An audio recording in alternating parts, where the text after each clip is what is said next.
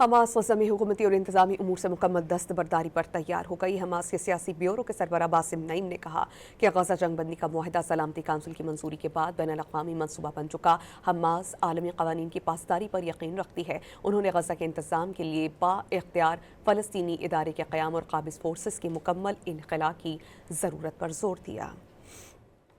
Hamas गज़ा में हुकूमती और इंतज़ामी उमूर से मुकम्मल दस्तबरदारी पर तैयार हो गई। हमास के सियासी ब्यूरो के सरबराह बासिम नईम ने कहा कि गज़ा जंग बंदी का मुआहदा सलामती काउंसिल की मंजूरी के बाद बैनुल-अक़वामी मनसूबा बन चुका। हमास आलमी क़वानीन की पासदारी पर यकीन रखती है। उन्होंने गज़ा के इंतज़ाम के लिए बाइख्तियार फ़लस्तीनी इदारे के क़याम और क़ाबिज़ फोर्सेस की मुकम्मल इनख़ला की ज़रूरत पर जोर दिया।